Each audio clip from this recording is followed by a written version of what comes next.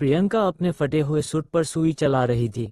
उसकी आंखों में थकान थी, पर चेहरे पर फिर भी शांति झलक रही थी। घर की खिड़की से आती हल्की धूप और रसोई में सिमटती चाय की खुशबू उसके अकेलेपन को थोड़ा सुकून देती थी। तभी बाहर से राहुल की ऊंची आवाज गूंजी, प्रिया, प्रिया, कहाँ हो तुम? मैं लेट हो रहा हूँ, जल्दी आओ। अंदर से धीमी आवाज आई, आ रही हूँ जी, बस 2 मिनट। राहुल झुंझलाते हुए बोला, इतनी देर क्यों लगाती हो हर काम में? मुझे ऑफिस जाना होता है, थोड़ा टाइम की वैल्यू सीखो। प्रिया ने जल्दी से दौड़कर उसके हाथ में गाड़ी की चाबी और बोतल दी, लेकिन राहुल के चेहरे पर झुंझलाहट साफ झलक रही थी। तुमसे तो कुछ होता ही नहीं टाइम पर, कहकर वह गाड़ी स्टार्ट कर चला गया। दरवाजा बंद होते ही प्रिया की आंखों से आंसू गिर पड़े। उसने चुपचाप अपने आंचल से उन्हें पोंछा और काम में लग गई। दोपहर तक वह घर का सारा काम निपटाती रही। फिर छत पर कपड़े सुखाने गई तो सामने वाले घर की बालकनी में एक जोड़ा बैठा हंस रहा था। दोनों कितनी खुश लग रहे थे। लड़की के बाल हवा में उड़ रहे थे और लड़का उसे प्यार से देख रहा था। प्रिया के दिल में टीस उठी, काश राहुल भी मुझसे यूं हंसकर बात करता, कभी तो पूछता कि मुझे क्या पसंद है। लेकिन फिर खुद को समझाया, नहीं, शायद यही जिंदगी है। कुछ लोग प्यार जताते नहीं, निभाते हैं। शाम को उसने राहुल की पसंद का खाना बनाया, दाल मखनी, रोटी, सलाद और उसके मनपसंद मीठे पराठे। उसने मेज सजा दी और इंतजार करने लगी। घड़ी की सुइयां खिसकती रहीं और इंतजार थकान में बदल गया। रात के 2 बजे दरवाजे की घंटी बजी। नींद में बोझिल आंखें मलते हुए प्रिया दौड़ी और दरवाजा खोला। राहुल अंदर आया, चेहरे पर गुस्सा लिए बोला, क्या जरूरत थी मेरे लिए इतना सब बनाने की? मैंने बाहर ही खा लिया था, अब 2 बजे खाना परोस रही हो? पैसों की कोई कीमत है तुम्हें? प्रिया की आंखें भर आईं, उसने कुछ नहीं कहा। राहुल कमरे में चला गया और सो गया। प्रिया वही फर्श पर बैठी, बुझे दिए की तरह, बस रोती रही। सुबह फिर सब जैसे कुछ हुआ ही ना हो। प्रिया ने नाश्ता बनाया, टिफिन तैयार किया। जब राहुल निकलने लगा तो प्रिया ने धीरे से कहा, सुनिए, एक बात कहनी थी। राहुल बोला, शाम को बताना, अभी देर हो रही है, और चला गया। शाम को जब वह लौटा तो प्रिया ने पूछा, आपकी बहन रिया का फोन आया था, कल वो यहाँ आ रही हैं। राहुल ने झुंझलाते हुए कहा, तुम पहले क्यों नहीं बताती? वो मेरी इकलौती बहन है, उसे किसी चीज की कमी नहीं होनी चाहिए, समझी? प्रिया ने सिर हिलाया, जी। अगले दिन सुबह सुबह प्रिया ने घर चमका दिया। हर कोना साफ किया, खाना तैयार किया और फूलों से स्वागत सजाया। राहुल भी आज ऑफिस नहीं गया। वो अपनी बहन रिया के आने का बेसब्री से इंतजार कर रहा था। दोपहर को दरवाजे की घंटी बजी। राहुल दौड़ा और दरवाजा खोला। जैसे ही उसने सामने देखा, उसका चेहरा पीला पड़ गया। सामने रिया खड़ी थी, थकी हुई, चेहरा फीका, आंखों में दर्द और शरीर पर चोटों के निशान।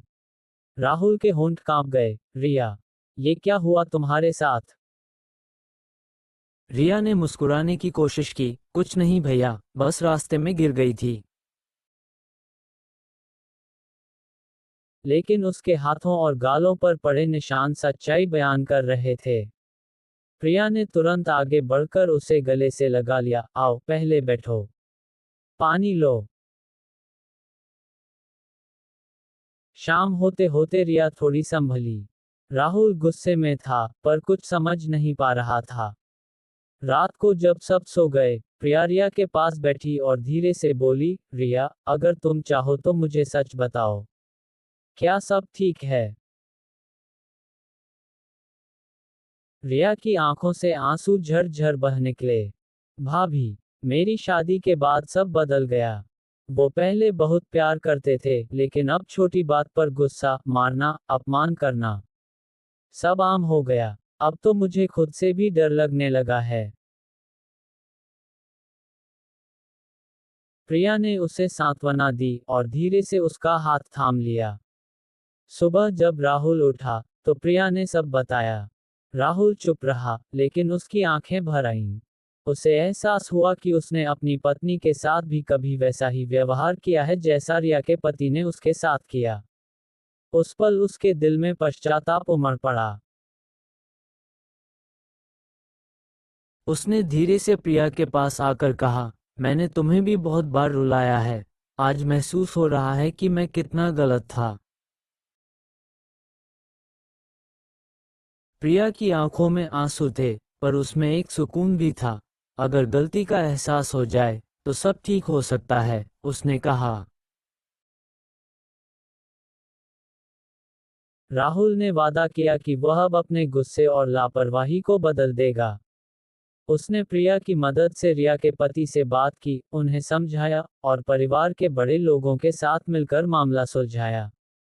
धीरे धीरे रिया की जिंदगी में फिर से सुकून लौट आया। वक्त बीतता गया, अब राहुल रोज समय पर घर आता, प्रिया के साथ बैठकर बातें करता, उसकी पसंद पूछता। छोटी छोटी बातों पर मुस्कुराहटें लौट आईं।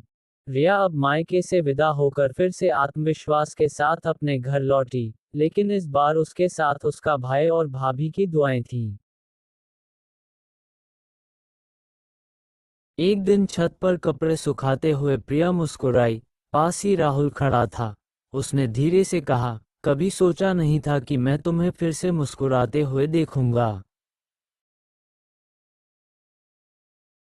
प्रिया ने हल्की मुस्कान के साथ कहा, प्यार जताने के लिए शब्दों की नहीं, एहसास की जरूरत होती है। राहुल ने उसका हाथ थाम लिया। सूरज ढल रहा था, पर उनके रिश्ते की नई सुबह अब शुरू हुई थी। संदेश। ये कहानी बताती है कि रिश्ते तकरार या खामोशी से नहीं टूटते, वे तब टूटते हैं जब एक दूसरे को समझना बंद कर दिया जाए। अगर वक्त रहते समझ आ जाए तो प्यार फिर से खिल उठता है। दोस्तों, आपका प्यार ही मेरी सबसे बड़ी ताकत है। आप सबके साथ की वजह से ही आज मेरा चैनल इस मुकाम तक पहुंचा है। मैं हर वीडियो दिल से बनाती हूं ताकि आपकी जिंदगी के किसी पल को छू सके। अगर आपने अब तक सब्सक्राइब नहीं किया है तो कृपया चैनल को सब्सक्राइब करें और बेल आइकॉन दबाएं, ताकि हमारी भावनात्मक कहानियां हर बार सीधे आपके दिल तक पहुंचें। आपका एक सब्सक्राइब मेरे लिए हौसला और आशीर्वाद दोनों है।